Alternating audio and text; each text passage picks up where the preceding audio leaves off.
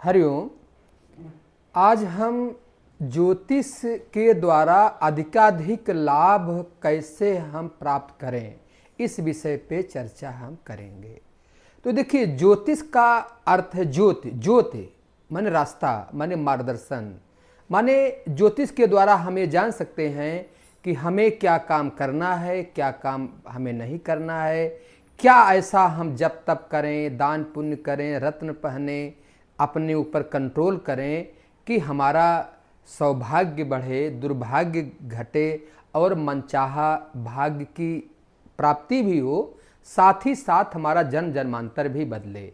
ये ज्योतिष के द्वारा जाना जा सकता है। देखिए, भाग्य माने क्या है? भाग्य माने बीता कर्म। बीते समय में, बीते जन्मों में हमने जो भी कर्म किए हैं वही आज का भाग्य है। लेकिन आज जो हम कर्म करेंगे वही कल का भाग्य बनेगा। अतः पहले आज को हम ठीक करें अगर, तो हमारा आने वाला कल ठीक हो सकता है। तो यही विधा है। आज को, वर्तमान को हम ठीक अगर करें, कोशिश करें इन्हीं सबके द्वारा, तो धीरे धीरे हमारा फ्यूचर जो है ठीक हो सकता है या मनचाहा भाग्य को गढ़ा जा सकता है। तो देखिए, वैदिक ज्योतिष जो है उपचारात्मक है, रेमेडियल है।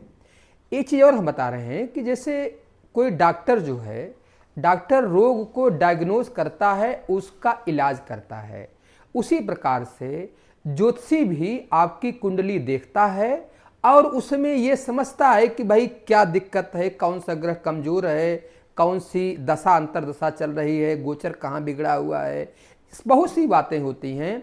वो सब देख करके उसी के अनुसार आपको उपाय बताता है और वही उपाय जो है आपको धीरे धीरे, अगर आप रेगुलर करते, एक दिन, देखिए भाग्य बदलने का विषय एक दिन में नहीं हो सकता है। धीरे धीरे अगर आप रेगुलर उपाय करते हैं, धैर्य से करते हैं, और फिर तब आप अपने जीवन को बदल सकते हैं। इसको एक उदाहरण से हम समझते हैं। दुख में सुमिरन सब करे, सुख में करे न कोय, और जो सुख में सुमिरन करे दुख काहे का होए। अर्थात दुख में परेशानी आती है तो हर कोई कुछ न कुछ उपाय और ये सब चीज़ों पे भागता है, करता है, लेकिन सुख के समय कम ही लोग हैं जो कि करते हैं। लेकिन यदि कोई सुख के समय जो है इन उपायों को करता है, अच्छे कर्म करता है, परोपकार करता है, तो उसे दुख नहीं आता है, या आता है तो बहुत ही हल्का होता है, वो निकल जाता है।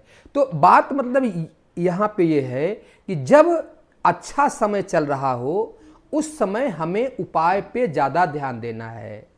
ऐसे तो हमेशा उपाय करें, लेकिन अच्छे समय ज़्यादा करें, क्योंकि अच्छे समय में अगर आप करेंगे तो खराब समय आएगा ही नहीं, या आएगा तो बहुत हल्का हो जाएगा। अब देखिए, अब क्या होता है कि जैसे कोई हॉस्पिटलाइज्ड है, बीमार है, और उसके बाद हम तब मंत्र आदि जपवाते हैं तो फायदा होता है, लेकिन उतना फायदा नहीं होता है जितना कि होना चाहिए। देखिए, जो कर्म फल देने के लिए उद्यत हैं उन्हें नहीं बदला जा सकता है। उन्हें तो केवल कोई ऋषि, महर्षि, संत, महात्मा का आशीर्वाद ही बदल सकता है, या भगवान की दया ही बदल सकती है। बाकी सामान्य से तो उन्हें नहीं बदला जा सकता है। तो जो कर्म फल देने के लिए उद्यत हैं उन्हें कम चांसेस है बदलने के। इसीलिए ज्योतिष में ये बताया गया है कि कोई भी उपाय हम 6 महीने पहले, कम से कम 6 महीना पहले करेंगे। अब इसको इस तरह से हम समझते हैं, जैसे कोई तीर चल चुका है। अब तीर चल चुका है, वो तो जहां जाना है, जहां लक्ष्य है वहां तो जाएगा ही, उसे नहीं बदला जा सकता है। लेकिन जो तीर आपके तर्कस में है उसे आप बदल सकते हैं, उसे मिनिमाइज कर सकते हैं, उसे आप मतलब आपके हाथ में है कि उसे बदला जा सकता है। उसी प्रकार से उपाय जो, देखिए यही ज्योतिष की विशेषता है, कुंडली देख करके उपाय पहले ही करें, जिससे कि आने वाला, जैसे सपोज करिए कि राहु दशा आने वाली है, 7.5 आने वाली है, पहले से ही आप करने लगिए। उस तरह से आप उपाय भी करिए, प्लस अपने व्यवहार को भी बदलिए। क्योंकि देखिए इसी पर हम बताएंगे इसमें आपको जो है ज्योतिष का अधिक लाभ तभी मिलेगा जब आप सभी चीज़ें आप करेंगे। जैसे आप रत्न है, रत्नों के द्वारा वास्तु पर भी ध्यान दीजिए, जप तप पर भी ध्यान दीजिए, दान पुण्य पर भी ध्यान दीजिए, सेल्फ कंट्रोल पर भी ध्यान दीजिए। इन सभी विषयों पर अगर आप ध्यान देते हैं तब जा करके आप अपना मनचाहा भाग्य गढ़ सकते हैं। अब इसमें संक्षेप में हम बताएंगे। जैसे मान लीजिए रत्न है, रत्न जैसे आपकी कुंडली के अनुसार जो रत्न उपरत्न सूट करे उसको देख करके समझ करके आप उसको धारण कर सकते हैं, तो इससे भी आपको जो है आपको लाभ मिलता है। वास्तु है तो वास्तु माने क्या है भाई, सूर्य की रोशनी को साध लीजिए और जो उत्तर दक्षिण जो मैग्नेटिक फील्ड है उसको जो है साध लीजिए कि कहाँ आपका बेड हो, कहाँ क्या हो। भाई मैग्नेटिक फील्ड का मतलब है कि कहाँ आपको सोना है, बेड है, क्या कहाँ पे क्या चीज़ होनी चाहिए ये है। और बाकी सूर्य की जो रोशनी है भाई, पूर्वाभिमुख मकान क्यों अच्छे होते हैं, क्योंकि जब सूर्योदय होता है उस समय जो सूर्य की जो रेजें आती हैं बहुत ही अमृतमयी होती हैं। वह केवल आपका घर अगर पूर्व की ओर है, पूर्वमुखी है, तो वो रेजें आपके घर के अंदर जाएंगे, कुछ हद तक उत्तर की ओर भी जाते हैं। इसीलिए जो है पूर्वाभिमुख मकान ज़्यादा अच्छे होते हैं। तो यही चीज़ वास्तु है ना कि इन्हीं दो को आप साध लीजिए, आपका वास्तु ठीक हो जाएगा। अब नंबर तीसरा है जप तप है। शास्त्रों में जप तप को प्रायश्चित कर्म कहते हैं। देखिए पूर्व जन्म के जो पाप हैं रोग शोक दुख और अवरोध बन करके आते हैं। अब आचार्य चाणक्य कहते हैं जो मंत्र जपता है उसके पाप नष्ट हो जाते हैं। तो जब पाप ही नष्ट हो जाएंगे तो रोग शोक दुख और अवरोध धीरे धीरे आपके घट जाएंगे, यानी कि आप जो है आगे बढ़ने के लिए आप अग्रसर आप हो गए। नहीं तो बहुत से लोग स्वास्थ्य से ही पीड़ित हैं, उनके अंदर क्षमता प्रतिभा बहुत है लेकिन हेल्थ से पीड़ित हैं, काम ऐसा कर ही नहीं पाते हैं। तो वो चीज़ें हैं कि इसका आप अगर आप जप तप करेंगे, कौन सा मंत्र जपना है, और इसे भी लगभग ज्योतिष के द्वारा हम जाना जा सकता है कि कौन सी दशा चल रही है, उसके आधार पे कौन सी शांति होगी। ये सब आप करके जो है अपने धीरे धीरे पाप को नष्ट करेंगे। और जब आप अपने पाप जब नष्ट हो जाएंगे तो अवरोध, रुकावटें, बाधाएं, शोक आदि धीरे धीरे दूर होने लग जाएंगे। और तो ये चीज़ हो गया। अब है दान पुण्य।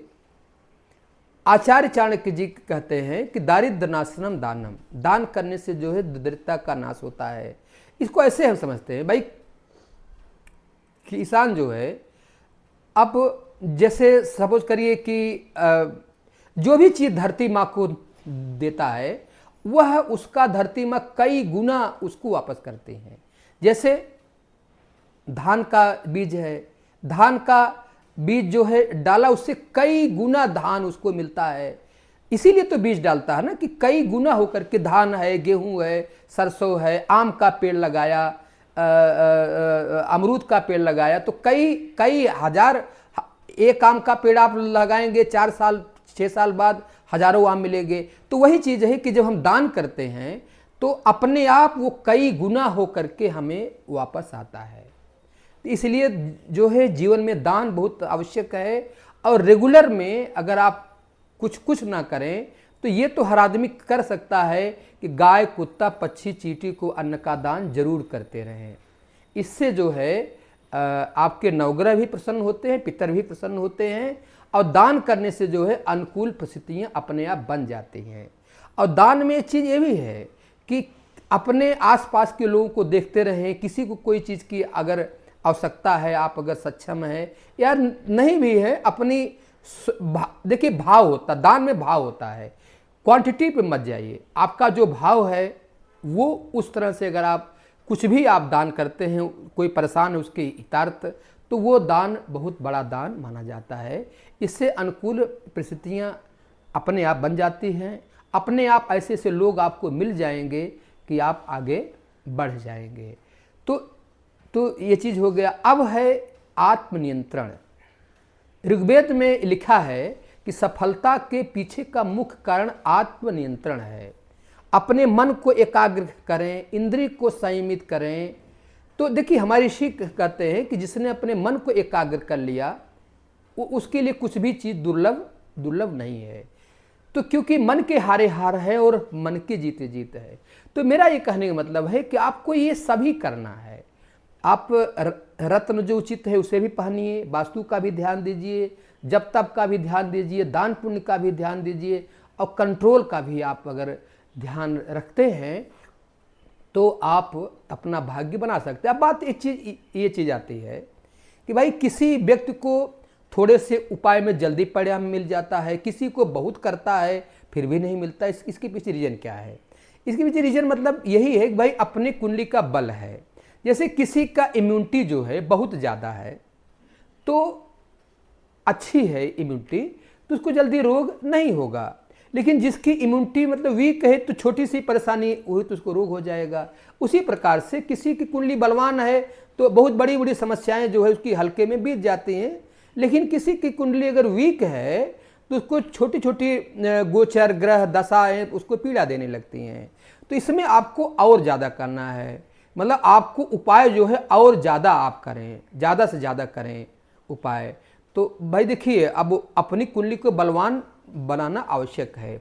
अगर आप अनवरत जो है धीरे धीरे जप तप दान पुण्य सेल्फ कंट्रोल और सेवा परोपकार ये आप करते रहेंगे तो धीरे धीरे धीरे धीरे धीरे धीरे आप अपने मनचाहे भाग्य को प्राप्त कर सकते हैं। और ये वीडियो आपने देखा, आपका बहुत बहुत आभार, धन्यवाद, नमस्कार।